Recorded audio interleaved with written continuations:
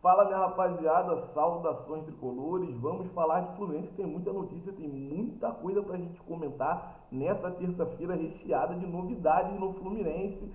E olha, a gente vai falar também de Campeonato Brasileiro. A gente sabe que o Fluminense só entra em campo dia 15 contra o Juventude, fora de casa, domingão, jogo 4 horas da tarde, um jogo muito importante para o Fluminense se manter nessa boa pegada e cada vez se afastando mais da zona de rebaixamento. Só que a gente não pode começar esse vídeo sem falar sobre John Arias. John Arias, que foi papai, a Zoe veio ao mundo e é mais uma integrante da Flu Kids. O Fluminense postou lá no Instagram. John Arias foi parabenizado por vários atletas e por toda a torcida do Fluminense, todo mundo mandando felicitações lá para ele.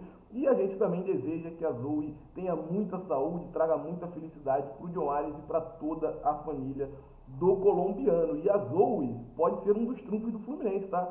Porque a gente sabe que o John Arias é, nesse momento, o jogador mais cobiçado do elenco. O André já saiu, ficou o John Arias, e a gente sabe que vários clubes pelo mundo já vieram até o Brasil procurar informações. Já teve clube que fez proposta, o Fluminense recusou, da Espanha, da Turquia, da Rússia. Então, a gente sabe que a janela de transferência internacional, em sua grande maioria, já se fechou, mas o mundo árabe ainda está aí.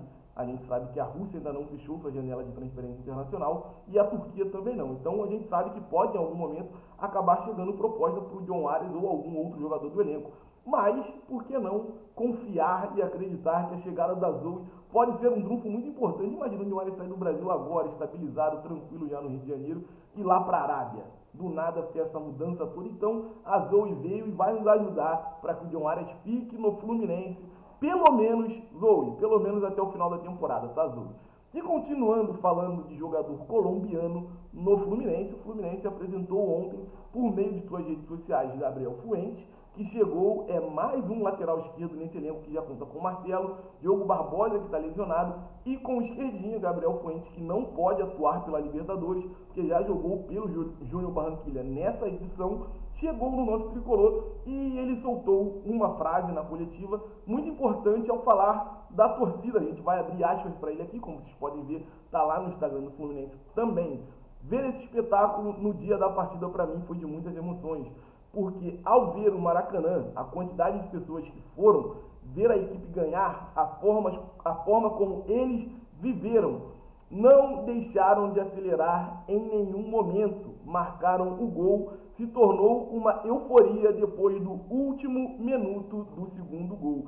Então, Gabriel Fuentes, que chegou no Fluminense recentemente, já fez a sua coletiva de imprensa, ele que já disse para várias pessoas e vários veículos também, que é muito fã do Marcelo, inclusive no Júnior Barranquilla usava a camisa 12 por esse motivo. Só que no Fluminense não vai ter como, né, Fuentes? No Fluminense, a 12 é do Marcelo, o Marcelo que inclusive vai dar nome ao CT Vale das Laranjeiras muito em breve. O Fluminense já anunciou que vai fazer a mudança do nome Vale das Laranjeiras para Marcelo Vieira, em homenagem ao nosso craque.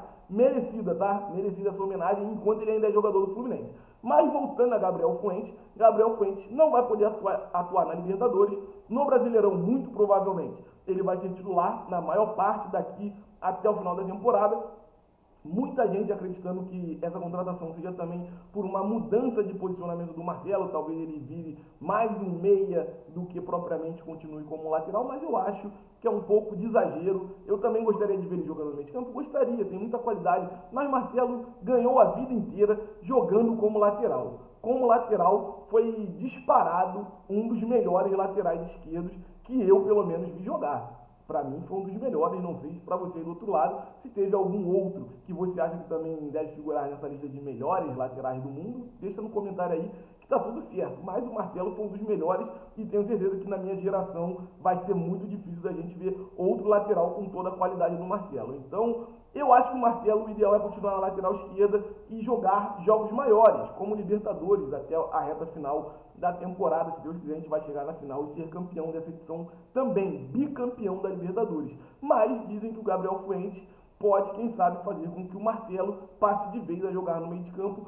Torço para que não, que o Marcelo continue jogando na lateral e sendo muito eficiente por ali. Agora vamos falar de Campeonato Brasileiro, porque recentemente foi atualizada a porcentagem de qual é a chance de permanência dos clubes na Série A de 2024 para 2025, após o fechamento da 25ª rodada. Vou trazer aqui para vocês, tá lá no espião estatístico do Globo Esporte. Chances de permanecer. Veja o percentual de chances de cada time para continuar na Série A após a 25ª rodada. O Red Bull Bragantino com 87%, Criciúma com 69%, Fluminense com 68%, Juventude com 63%, Corinthians com 58%, o Cuiabá com 41%, Vitória com 26% e o Atlético Goianiense, que na minha opinião já está rebaixado, tem 6% só de chance de permanência. E se vocês analisarem bem essa lista aqui, Fluminense e Juventude é o próximo confronto, então a gente tem um confronto muito importante contra o Juventude fora de casa. Tem sido difícil para o Fluminense jogar contra o Juventude, não posso mentir para vocês, jogar contra o Juventude geralmente tem sido muito difícil e muito traumático para a gente. Vale lembrar essa saída do Fluminense na Copa do Brasil para o Juventude, perdendo lá, empatando aqui, jogo complicadíssimo para a gente. Mas o Fluminense tem que continuar olhando para a parte de cima da tabela, e uma vitória contra o Juventude na próxima rodada já pode fazer com que o Fluminense, por exemplo, passe o Bragantino, que é o 11º colocado na tabela do Campeonato Brasileiro nesse momento. Então é muito importante que o Fluminense vença, continue pontuando, continue vencendo, e o efeito Thiago Silva tem que continuar fazendo efeito o tempo todo no Brasileirão, que a gente precisa cada vez mais, além de vencer sem sofrer gol, vencer dando tranquilidade para a torcida, vencendo e convencendo, porque é isso que o Thiago Silva conseguiu trazer para a gente nesse retorno pro futebol brasileiro, tá? Agora, rapaziada, a gente vai falar sobre os 70 milhões que foram investidos pelo Fluminense nessa temporada. Sim, o Fluminense investiu muito e tem uma matéria lá do Globo comentando sobre o fechamento da janela. Fim da janela, Fluminense gasta quase 50 milhões, oxigênio elenco e aposta em destaques sul-americanos. Ou seja, esse destaque aqui da matéria traz os 50 milhões que foram investidos agora somente, tá, rapaziada? Com a chegada de Bernal, com a chegada de Kevin Serna, com a chegada do Inácio e do Gabriel Fuentes, que foram jogadores que o Fluminense pagou para estar adquirindo, tá? Tricolor foi ao mercado neste meio de temporada e buscou reforços para deixar a parte de baixo da tabela, que era o nosso pior problema nessa temporada, e graças a Deus o Fluminense está conseguindo subir pouco a pouco na tabela de classificação. Aqui Bernal, Serna e o Gabriel Fuentes aparecem em destaque.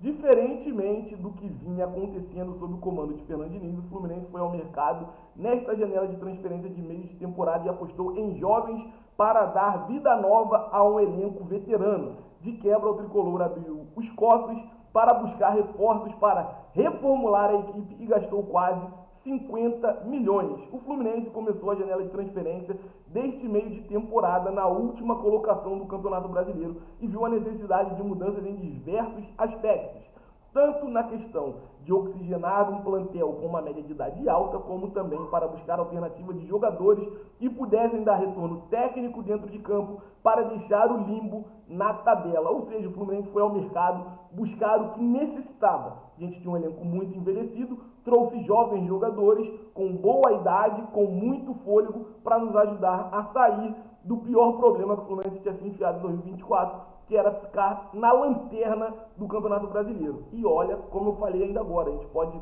na próxima rodada, parar na 11ª colocação. Um time que, há pouco tempo atrás, coisa de 7, 8 rodadas, muita gente achava que nem sair da zona de rebaixamento sairia. Quem diria? Esse é o Fluminense. Com isso, o Tricolor fez 7 contratações, mas só gastou, de fato, em 4. Thiago Silva, Nonato e Vitor Hugo foram jogadores que chegaram ao clube sem custos, no caso de Nonato e Vitor Hugo por empréstimo. Por outro lado, o Fluminense apostou suas fichas na compra de Kevin Serna, Inácio, Facundo Bernal e Gabriel Fuentes, que custaram cerca de 8,8 milhões de dólares. No total, 49,3 milhões de reais. Aí aqui são os valores. Facundo Bernal, 3,6 milhões, 20 milhões de reais. Kevin Serna, 1,8 milhão de dólares, 10,1 milhão de reais. Inácio, 2,2 milhões de dólares, 12 milhões e 300 mil reais. Gabriel Fuentes, 1,2 milhões de dólares, 6,7 milhões de reais. Se contarmos valores da janela de janeiro, quando o Fluminense ainda estava sob o comando de Fernando Diniz, as cifras aumentam consideravelmente, muito por conta da contratação de David Terans, que custou 14 milhões aos cofres. Além do uruguaio, o Tricolor gastou 4 milhões na opção de compra de Lelê e 2,4 milhões em Antônio Carlos. Ao todo, 69,7 milhões gastos em contratações em 2024. Vocês puderam ver por aí que o Mário Bittencourt tem investido pesado no futebol, tem investido muito mais do que em outros momentos do Fluminense. Claro, a necessidade nessa temporada fez com que o Fluminense corresse atrás de alguns jogadores nesse meio de temporada e, na minha opinião, contratações bem assertivas. Eu espero que, assim como o Kevin Serna e assim como o Facundo Bernal, o Gabriel Fuentes chegue, se adapte de forma rápida e consiga dar uma resposta em campo para fazer valer esse esforço do Fluminense. Nós demos azar, infelizmente, com o Terãs, que não teve bom aproveitamento nas oportunidades que teve, depois passou por um problema de lesão, retornou e ainda não entrou em campo, e a gente também teve o problema mais recente com o Inácio, que entrou, fez um bom começo com a camisa do Fluminense, na partida onde ele sai lesionado, inclusive era um dos melhores jogadores em campo, mas a lesão atrapalhou e a gente vai ficar sem o Inácio, pelo menos mais esse mês de setembro, e quem sabe em outubro ele está de volta ao time do Fluminense. Então essas foram as notícias do nosso tricolor nessa terça-feira. Espero que você que está aí do outro lado tenha gostado de todas elas e, lógico, tenha gostado também do conteúdo aqui do Quintal Tricolor. Então não deixa de se inscrever, não deixa de compartilhar os nossos conteúdos também, que é muito importante. Claro, seguir a gente em todas as redes sociais. Procurou Quintal Tricolor no TikTok, no Instagram e aqui no YouTube, você vai me achar, e a gente está sempre por aqui atualizando vocês com muita notícia, muita informação e muita novidade do nosso Fluminense. 70 milhões gastos, não é pouco, e a gente torce para que no final da temporada isso não se pague somente com bom futebol, se pague também com título, porque quem sabe venha o bicampeonato da Libertadores e a gente está torcendo muito para que isso aconteça. Saudações tricolores, o céu é o limite para o Fluminense. Não deixe de ativar o sino para não perder nenhuma notificação e curtir o nosso conteúdo. Tamo junto.